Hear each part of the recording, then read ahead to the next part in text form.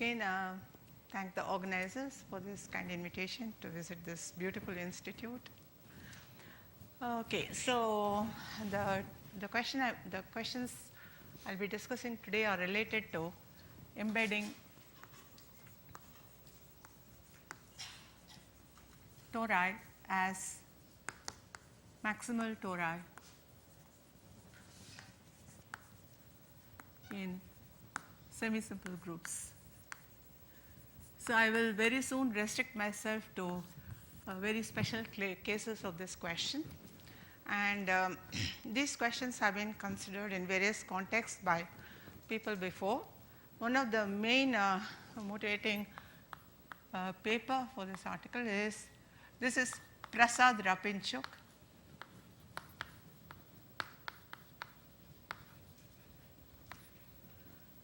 So they discuss this question of embedding tori in semi-simple groups, especially in the context of classical groups.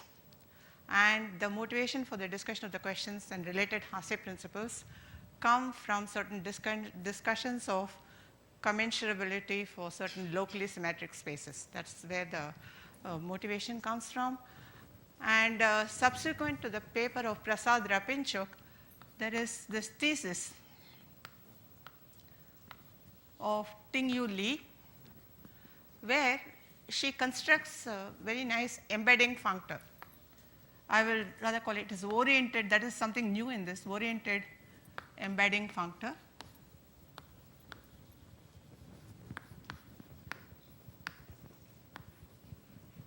Which of course is representable. It's represented by a nice variety defined over K, whose points give embeddings of the given torus as a maximal torus in the given group.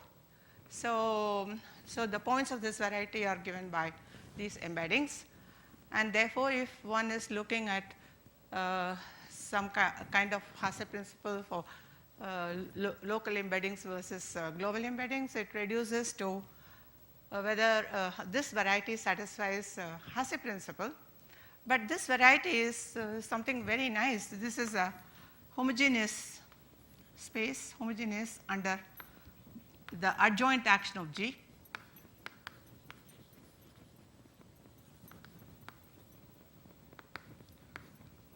So we are in a very nice situation where this topic has been studied extensively, and the stabilizer of a geometric point is something like the given torus extended to the algebraic closure. This is the geometric stabilizer of a point for this variety. So in principle, we know, following the work of Borovoy, that this is a homogeneous under a connected linear algebraic group with the geometric stabilizer, a connected group. So we know that the Brouwer-Manin is the only abstraction to local global principle for rational points on this variety. Okay. However, I mean, subsequent to this, so what is the point of discussion today? So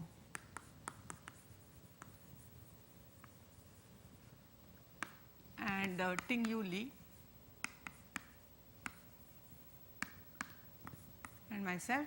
So we took up this question of, in some sense, explicitly constructing explicit obstructions to Hasse principle for embedding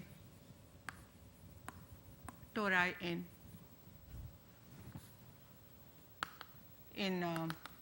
semi-simple groups, whatever, in the same context in which Prasad Rapinchuk discussed, namely the group is like a unitary group of an algebra with inversion, so-called classical group. So this is the setting.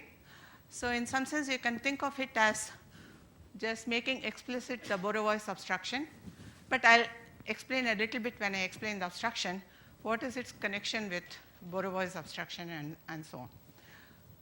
Okay. So this is, I'll just explain this explicit abstractions, and actually in view of this explicitization of these abstractions, we are able to essentially place in perspective all the known counterexamples to Hasse principle which are given in Prasad Rapinchuk paper, they all fall into correct place, as well as maybe some questions raised by some people in some context whether Hasse principle holds or whatever.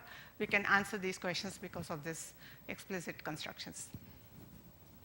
Okay. So let me just pin down to classical groups. What is the setting I am looking at? So embedding Torre as maximal Torre in classical groups is equivalent to embedding étale algebras in central simple algebras with involution. So let me set up the notations.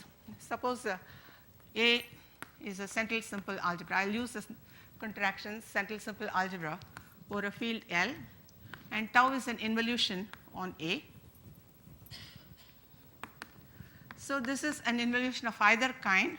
So tau restricted to L is an involution on the center. Let me assume that the fixed points is the field capital K. Let me assume that the dimension of A over L is n squared. So I will describe what are all the maximal tori in this setting. Suppose E is a maximal étale subalgebra,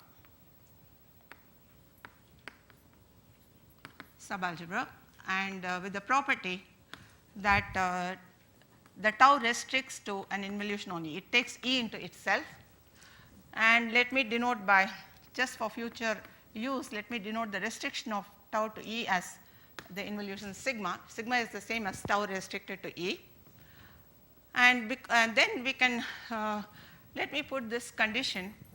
So this I will call the dimension condition, which I will refer to in the future. So dimension of, you take the fixed field under sigma of E, maximal étale L subalgebra, all are L subalgebras. So let me take the fixed algebra under sigma of E and take its dimension. This should have the following condition: it is n if tau restricted to L is not identity, that is a unitary case, and this is equal to the integral part of n plus 1 by 2 if tau restricted to L is identity. That is, it's orthogonal or symplectic involutions, then you have this dimension condition. Now let me take the unitary groups of A tau. This is the set of all x in A or z in A such that z tau z is 1. And the unitary group of E sigma, you have this étale subalgebra with the induced involution, call this z in E such that z tau z is 1. Okay, this sits inside U A tau, and you just take the connected component of identity sitting inside U A sigma. Because of this dimension condition, you have that this is a maximal torus in the unitary group U A sigma, and in fact you can account for all maximal tori in the unitary group exactly this way by picking up a suitable étale subalgebra which is invariant under the involution satisfying the dimension condition. Okay. Therefore, the question of the embedding questions for tori as maximal tori in groups, the classical groups, is equivalent to embedding étale algebras into central simple algebras with involution. Okay, étale algebras with involution into central simple algebras with involution. Okay, so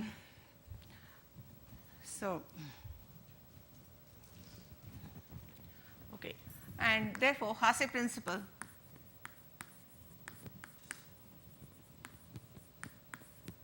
this asks for, suppose E sigma embeds in A tau over KB. Okay, when we look at Hasse principle, let us just restrict ourselves to K is a number field,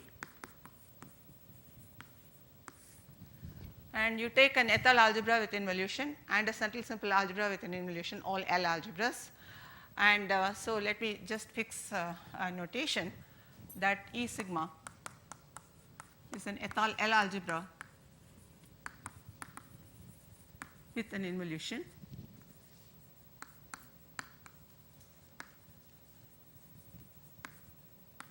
and A tau is central simple algebra over L with an involution tau. So, since we are going to demand E sigma embeds in A tau, we will assume always that E sigma, this pair AA, satisfies dimension condition.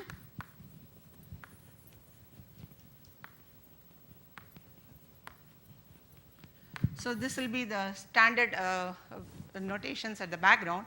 So, we are looking at embeddings of E sigma into A tau as algebras with involution. The Hasse principle would ask if this embeds into A tau over all completions for all B in omega k, all the places, then does E tau, E sigma embed in A tau over k. So, these are the Hasse principle questions. And of course, Prasad Rapinchuk, they answer this question in the affirmative in some cases.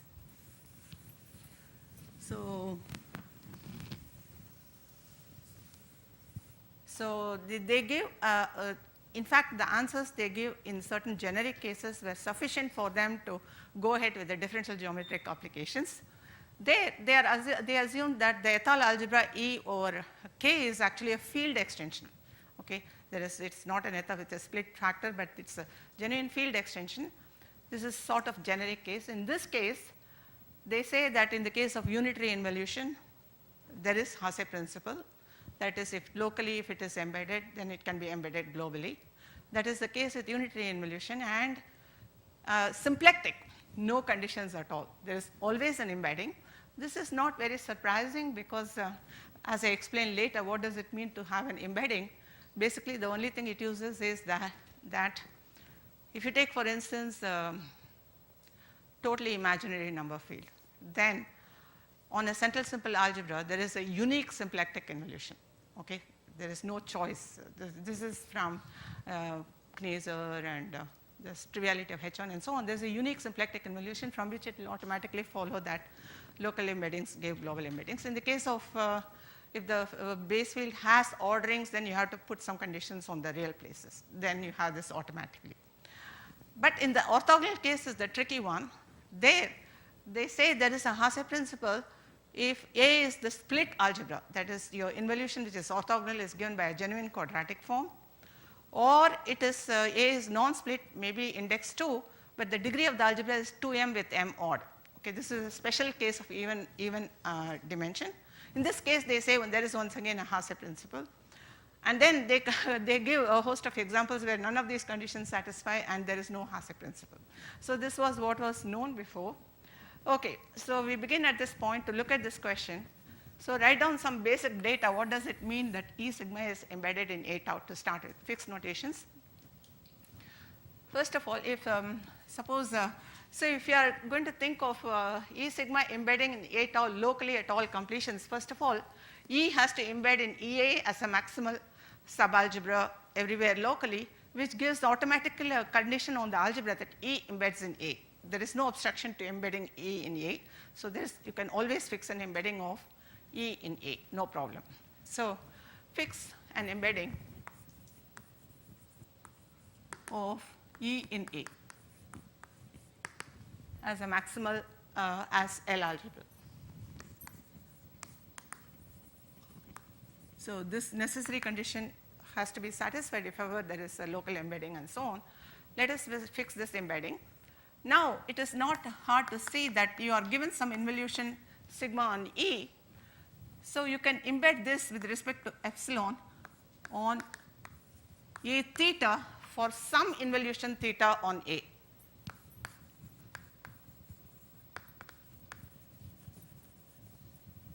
You can pick on A which is of the same type as sigma. You can always build up an involution theta. It's just Skolem-Noether kind of a trick. You can always embed it into a fixed involution, A theta. This is always feasible, so let us fix this epsilon. So this epsilon gives us a host of other embeddings also, which I'll just explain. Suppose A is in E sigma. You take some element which is fixed by sigma, and you take the image of sigma under epsilon, because it is equivariant with respect to sigma and theta. The epsilon of A is a symmetric element for under theta, and so you can take the inner conjugation by this element and twist it through theta. So you are twisting the given involution by int of a symmetric element. This is again an involution on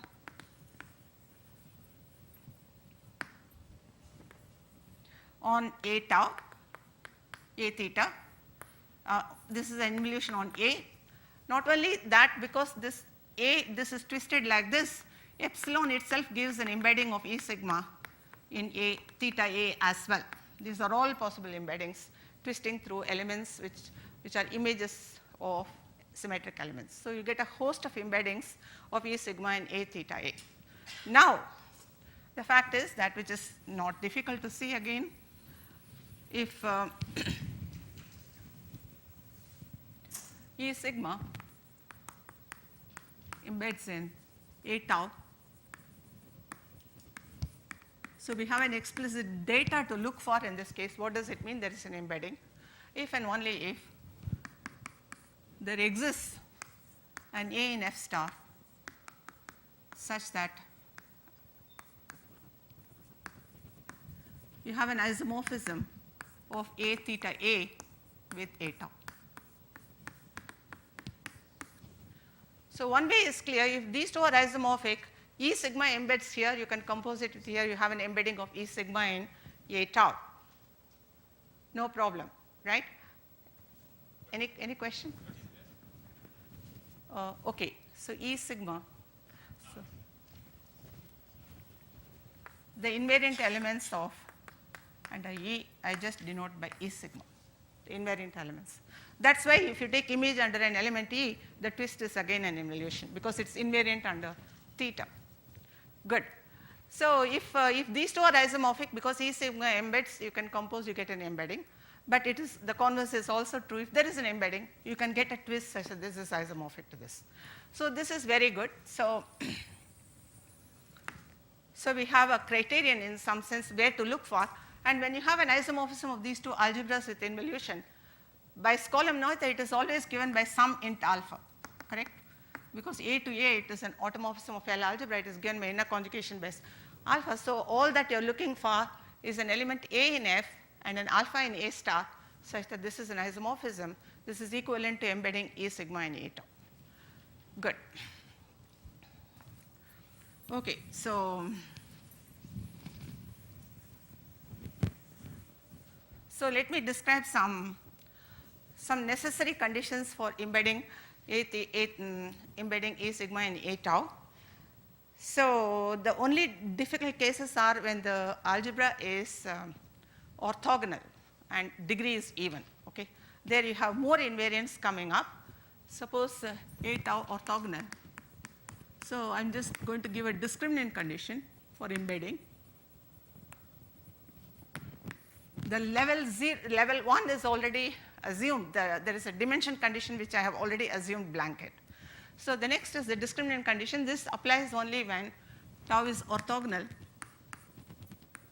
and the degree of the algebra, degree A, is even.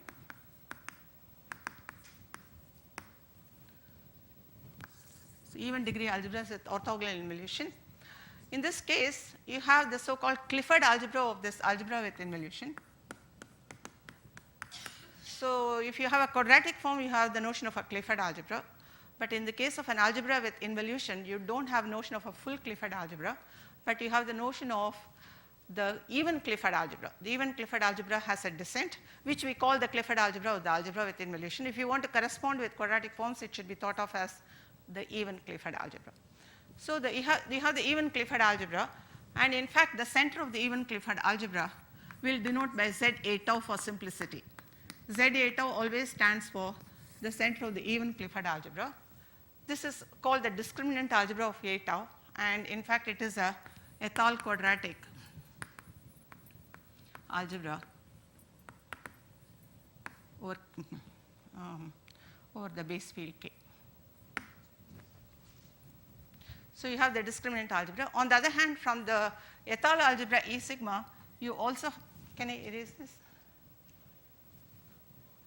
Okay, so given this étale algebra E sigma, so you have this write E as Fx. F is the fixed field under E sigma, and Fx with x squared equal to d, d in F star.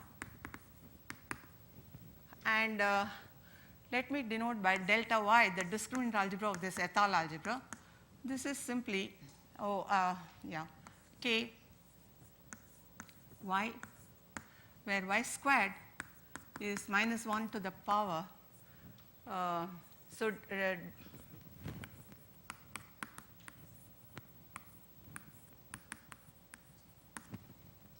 R times norm E over k of x. You take this, fix a generator x for the algebra E over F, and then the discriminant algebra is a quadratic algebra again over k, which is given by a generator with y squared equal to minus 1 power r times norm. This is the discriminant algebra of the étale algebra. And what is the connection between the discriminant algebra of the étale algebra and the discriminant algebra of the algebra with involution? Suppose there is an embedding. Suppose E sigma embeds in A tau as algebras with involution. Then you can give an explicit isomorphism of the discriminant algebra of E and the discriminant algebra of the algebra with involution in the following way. So we have this, you just take to the center of A tau. The map is defined as follows. I'll call this. So this is a quadratic algebra over K with one generator. So it is enough to say where this element y goes, and it is compatible with the relation. This is just you have defined this with respect to x and y. So you have a Pfaffian map. So you have this Pfaffian map with respect to tau from the skew elements of A tau to the center of the Clifford algebra A tau. There is a canonical Pfaffian map associated with this involution, which goes from skew elements to the center. And here, x is skew because x squared is d. The involution sigma takes x to minus x. It is a pure element.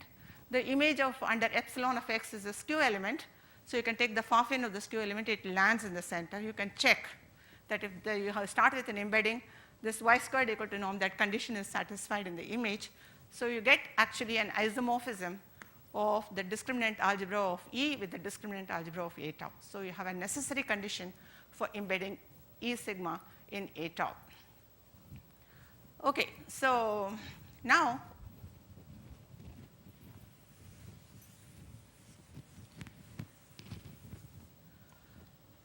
we need to fix an orientation.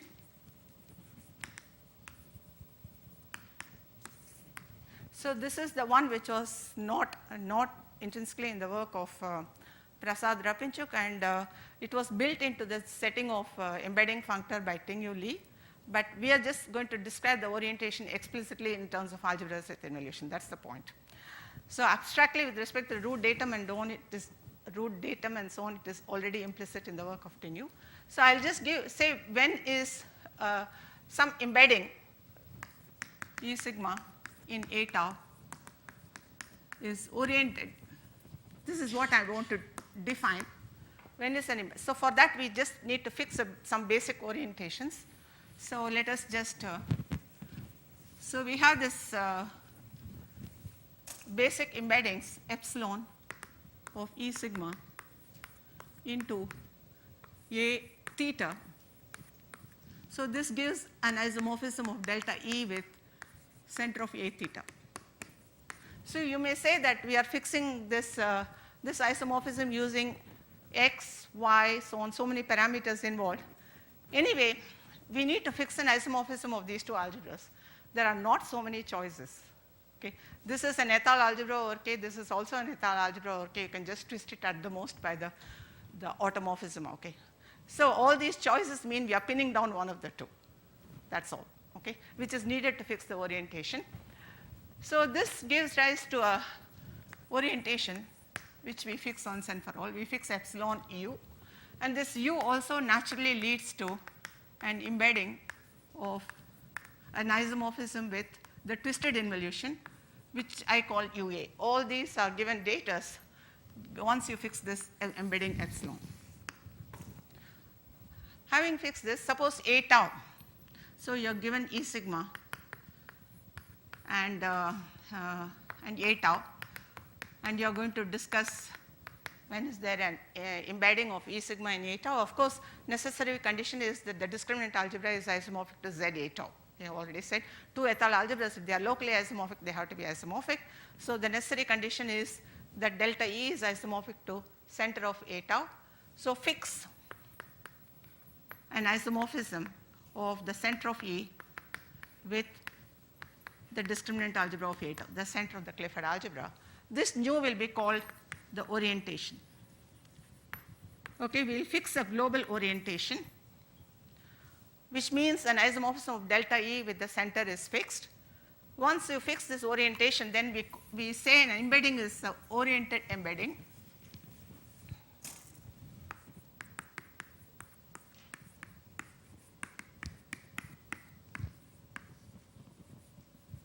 Oriented, of course, with respect to the choice of nu, if so, there is this obvious notion, of course, if there is an embedding, so you have E sigma A theta A, there is a twist which becomes isomorphic to A tau, and you have this epsilon, call this iota. So you want to say when, so once there is an embedding, there is a data fitting into this we have seen, but it also should be compatible with the maps which we have fixed on the orientation Z A theta A, and this map int alpha induces a map on the center of the Clifford algebras A tau, and you have this this orientation nu fixed at this point once and for all. So this also should commute. Okay. So you have an isomorphism of A theta A with A tau, which in some sense commutes with the orientation. So such an embedding you call an oriented embedding with respect to nu. So we are going to fix this nu once and for all, and then the question is, so what is the obstruction to?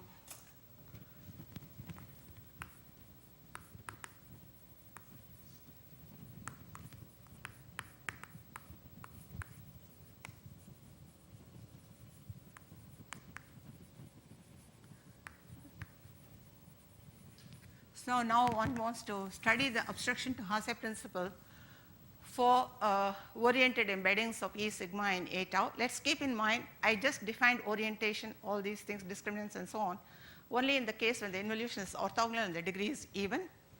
No orientation in the case algebra is either unitary or it is orthogonal of odd degree. That is given by quadratic forms. There is no orientation involved in the rest of the discussions, but only in the case when the algebra has even degree and the involution is orthogonal. So you have this notion of orientation.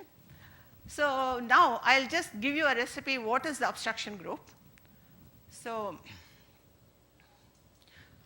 okay, this means obstruction to Hasse principle means suppose you are given oriented embeddings of E sigma and A tau locally. Can one construct an obstruction so that if the obstruction vanishes, you have a global embedding of E sigma and A tau? This is the question. So first we'll just construct the obstruction group.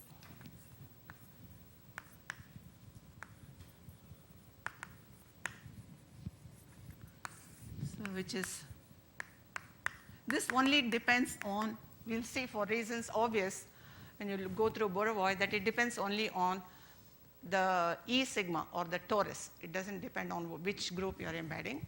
So let me just say what this group is.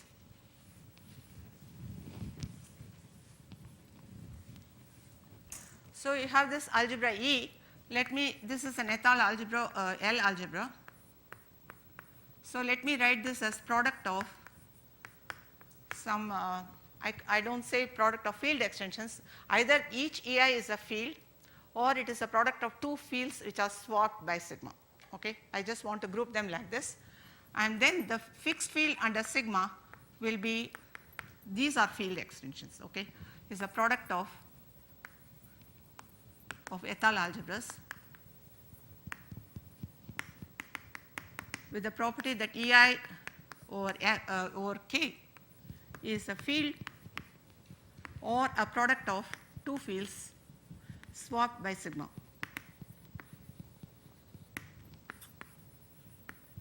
Swapped by sigma. So that when you take the fixed field, all these Fi's are field extensions of K. All the Fi's are field extensions. Field extensions. And then let me just denote this number of indices is 1 less than equal to I less than equal to m, this m factors. And write EI as, do I need it? I mean, okay. So for each I, let me define this subgroup of the subset of the set of all places of K. This is defined as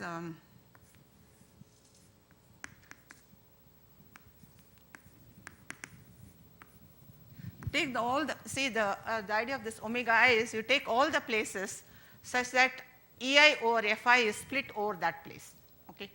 So that is the definition of sigma I. For every W place of Fi over V, EI over Fi is split.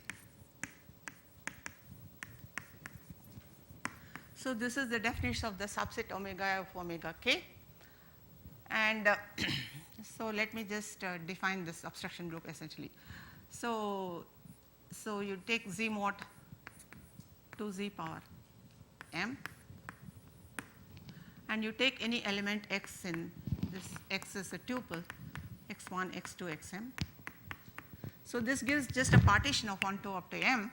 I0 is the set of all the entries such that set of all I such that xi is 0, and I1 is just the set of all I such that xi is 1. I am just giving a partition of the set I is 1 to up to m, and this is just I naught union I1. This is I naught of x and I1 of x. So you take the partitions of 1 to up to m, and you take a subset of these partitions, namely, so let S be a subset of Z mod to Z power m. So S consists of all the x1, x2, xm, satisfying the following critical property. This I will keep referring to. So you take intersection of omega I in I naught of x, okay, corresponding to this tuple. You take the set of all the places where it is 0 and intersect all these omega i's, and union omega I in I1 of x. You take this partition corresponding to x, you take the intersection of these two places and take the union. This should be the whole of omega k. In other words, the partition should be such that for all the i's in I naught, EI over Fi splits, or for all the i's in I1, EI over Fi splits. Okay. These are the only tuples we are going to consider. And then you just take S, this call this S prime. This is a subset of the partitions, and you take the union of the trivial partition also, 0, 0, 0 and 1, 1, 1. So you get a bunch of partitions of the set 1, 2 up to m. To think of them as partitions, let us just introduce the equivalence that x is equivalent to x prime. If x is the same as tuple, this is the same, or x plus x prime is 1, 1, 1, 1. We really want to think of it as partitions. So this is a bunch of partitions of this set 0, 1, 2 up to m. And so this is S is maybe S is this, and SHA of E sigma is S modulo this equivalence. Okay. This is a group because one can verify that everything is inside Z mod to Z power m, which has a natural addition. It goes down to the quotient and then it respects the equivalence. So this SHA E sigma is a group, and this is the obstruction group. Okay. So this is the explicit obstruction group, which is defined only with respect to the algebra E. It has no trace of G in it. Okay, why? I mean, maybe I'll just say a couple of words about its connection with Borowa's obstruction group.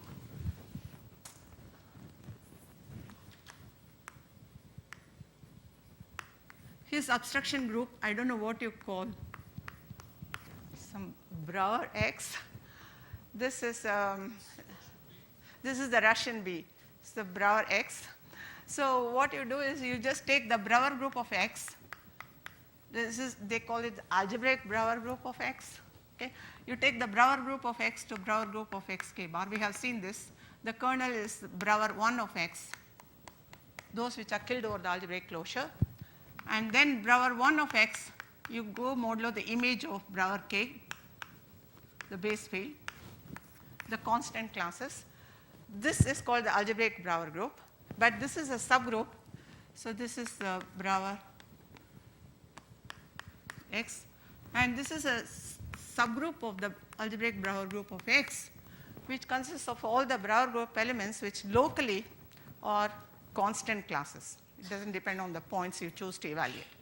Okay, locally constant elements in the algebraic Brouwer group of X. This is this Russian Brouwer X. And then Borowa's obstruction, they are functions from this Brouwer X to Z mod 2. That is where the Brouwer-Manin obstruction lies. But one thing we can see, the construction of this obstruction group is precisely the computation of this Brouwer X, which gives us psi E sigma. So maybe just to say one word about this, how this goes.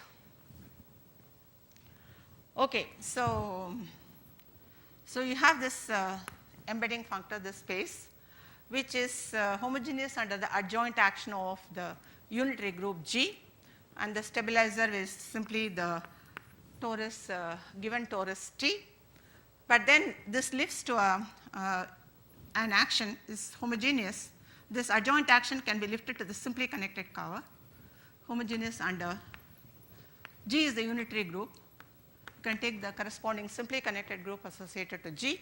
The homogeneous adjoint action lifts to the G simply connected, and then the stabilizer of a geometric point x bar under this G simply connected, the corresponding action by the simply connected group is again a torus, which I will denote by SCT. So if you start with the given torus and there is a root datum associated to that, then you have this corresponding simply connected root datum, and then this is the associated simply connected associated torus SCT. This is the stabilizer of a geometric point in G simply connected. Then the Borowa's computation says that the Brouwer group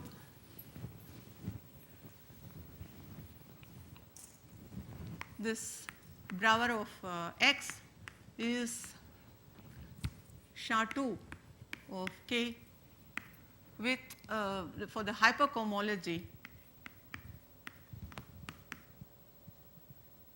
I don't know where to put the hat. You take the character group of SCT and you take this trivial complex 0 to SCT, hat 0 because you have this GSC, this is a simply connected group, there is no maximal toric quotient there. So it reduces to this, and so this is precisely the computation of what this group is, and this simply reduces to, because you have a 0 here,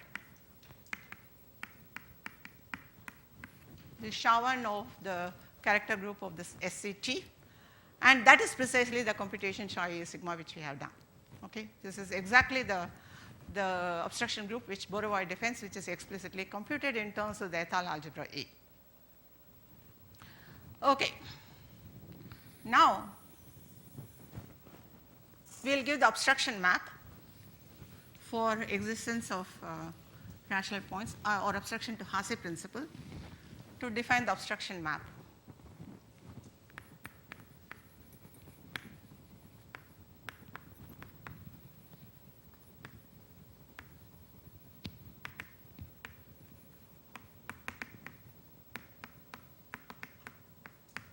Actually, this is a dual of this Brouwer X, but here you just need to take Z mod 2 coefficients.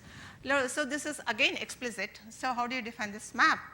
So So basically, so you have to start with local embedding datum, okay, oriented local embedding datum, then you have to give a function, okay. So start with, suppose there are local oriented embeddings.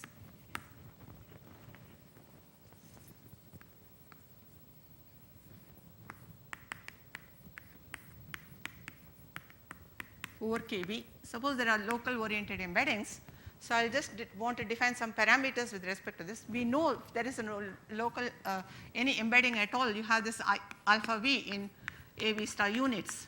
The inner conjugation gives an isomorphism of A twist theta with A tau, and you have an element AV in FV star, I mean non-zero elements. So these are part of the embedding such that you have this E sigma A theta A and A tau over V kV. So int alpha V, you have this, and so you have this given embedding epsilon, and you have this local embedding iota V. So this diagram commutes, and also a corresponding diagram with respect to the orientation. All this is given to you. So there exists alpha V, there exists AV, but the point is you can also choose AVs such that the following condition holds, that summation of all the places in omega of the co-restriction, so FV to KV of AV comma D. We have to remember AV is this parameters from F, and D is the parameter which defines E over F. E is F root D. So this, by this symbol is the usual symbol quadratic principle, or it is the quaternion algebra symbol, or in the two torsion of the Brouwer group. You take these classes, take the co-restriction and sum it up with over the invariance. So this is, you can assume that you can choose your AVs in such a way that this summation is 0.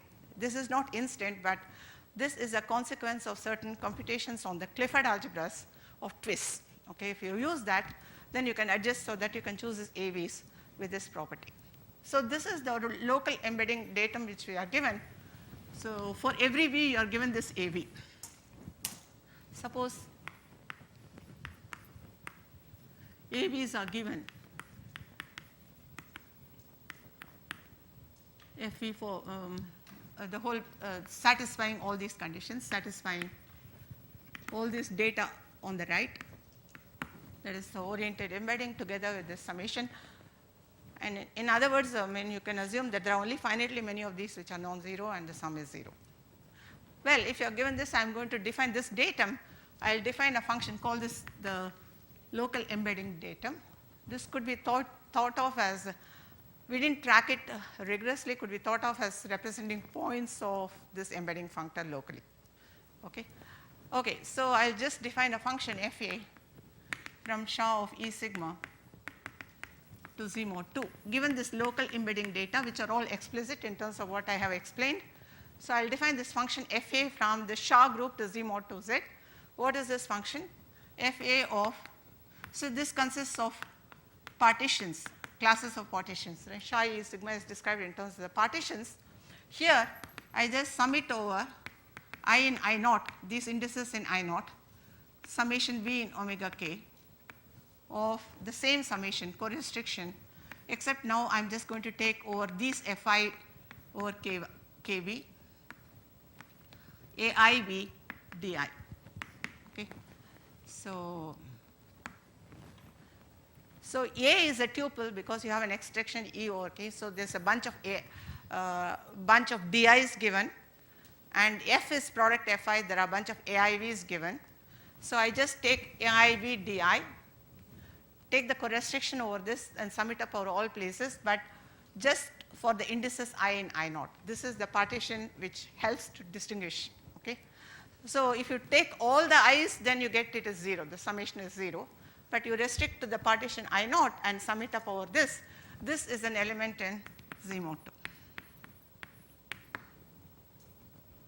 So this is the abstraction map, explicitly given in terms of evaluations, in terms of the, once you know the algebras and the local embedding datum, then you can define this function. Of course, the question is, depends on so many parameters here. There are many, of course, maybe some constants here, there are other choices here. And there are probably this condition again involves picking some right choices. So what is the dependence on this A? So for A, B, two different elements in Shah E sigma, f of A is the same as f of B. So it doesn't matter which embedding datum you choose. This is expected because you have locally constant functions. It should not depend on points. Okay?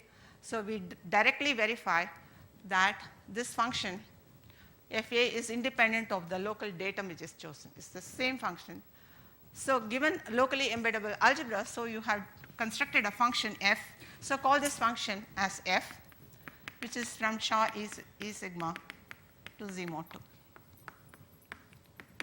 So we have defined the abstraction group and we have defined the abstraction function, and the theorem is that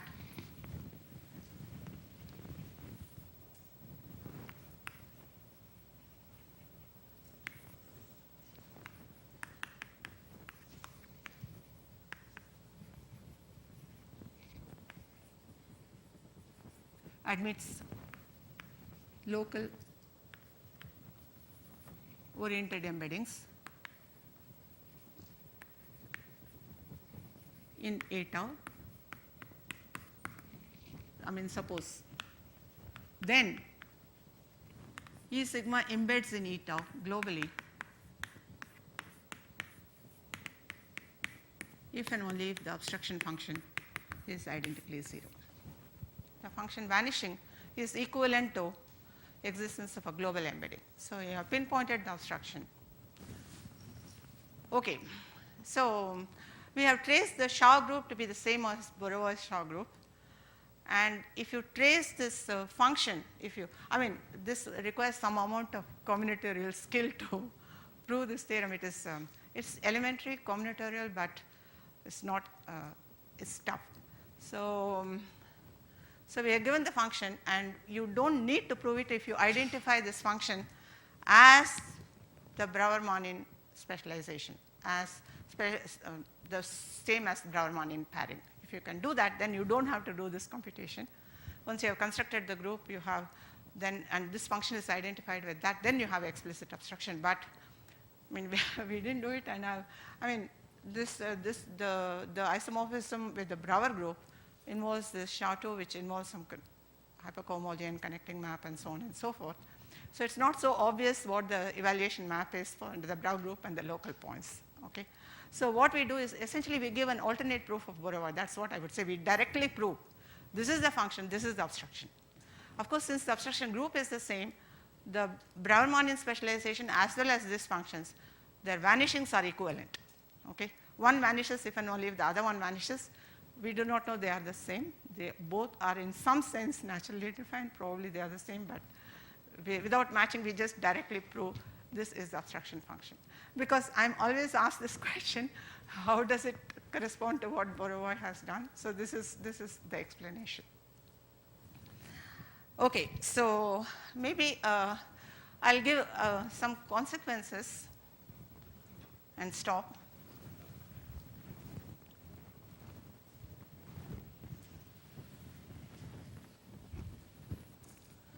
So some consequences.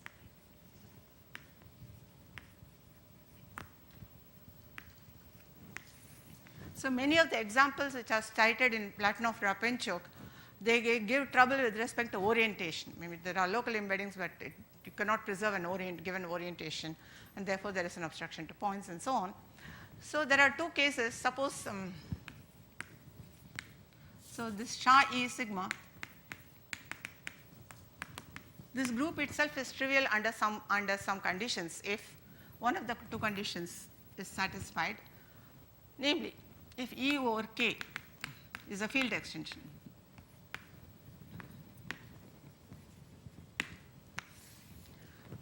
See, because if all of Shah is defined with respect to the partition of 1 to up to M, where E breaks up into product of M fields.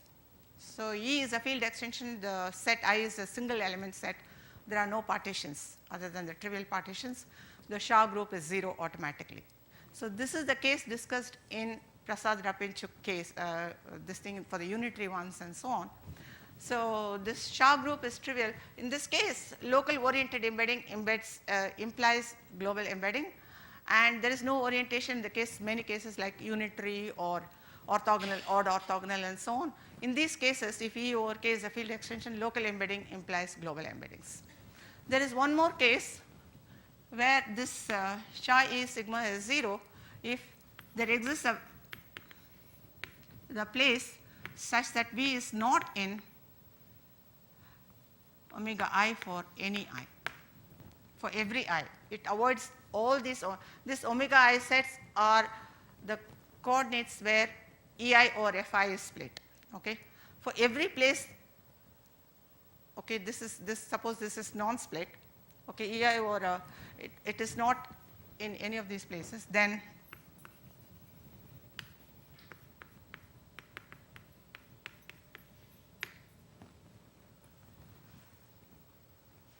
okay. So these are some examples. There are some interesting examples satisfying this. In this case also the Shah vanishes. So then in these cases, then Hasse principle holds for local oriented embeddings, for oriented embeddings. We keep oriented because we still have conditions in the case of even orthogonal case, you have to take care of orientation. Okay, so but there are a couple of cases where Prasad-Rapinchuk conclude without orientation, even in the even orthogonal case, there is Hasse principle. So they prove that Hasse principle holds for if A tau is orthogonal and either A is split or degree A is 2R, R odd. This I stated in the beginning. So these cases and this extension E over K is a field extension. They say very little about the general orthogonal case, but under this assumption field extension either A is split or even degree but R odd. In these cases there is Hasse principle. There is no orientation mentioned in this result. But this follows from our discussions because in these cases when the algebra is split or the degree of the algebra is 2R with R odd and tau is orthogonal, then in fact given an embedding locally or globally A tau, then you can twist the orientation and produce a new embedding which is orientation preserving. So the twisting, this is not always possible, and in fact those are the counterexamples. You cannot always start with some embedding and get an oriented embedding. This is not possible, but in this case there is a oriented embedding. You can twist the orientation.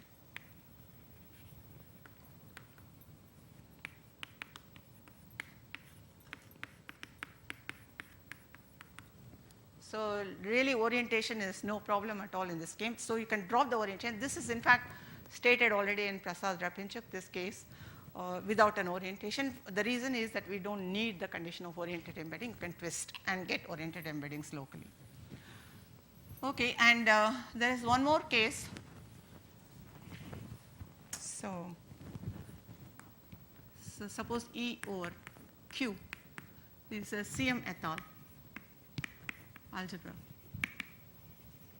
and sigma is simply complex conjugation on E, on each factor. Suppose you take this situation, then in this case exactly there is a place which avoids all this omega i's happens because the real place EI over FI CM condition is non-split over the reals. Okay? Exactly because of this condition, Shah E sigma is 0. So Hasse principle holds for oriented embeddings. This is a typical case where you can conclude, and in fact, so there is Hasse principle. for oriented embeddings.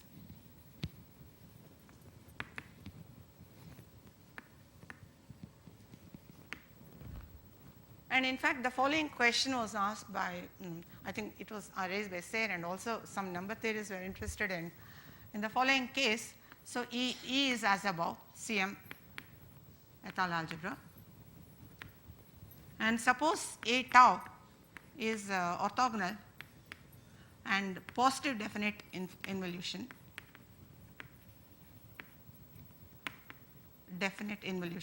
So you take an involution which is positive definite, and the algebra is CM et al. So is orientation needed? Because there is anyway no SHA in this case, so existence of local oriented embeddings guarantees global embedding. Is oriented condition needed for the local embeddings necessary? I don't know why this is interesting, but it came up maybe in some natural sense, and you can write down explicit examples of positive definite involutions and CM et al. Algebra where there are local embeddings but no global embedding, therefore you cannot produce local oriented embeddings. Okay, this is, you can explicitly say this is not possible. So I stop at this point.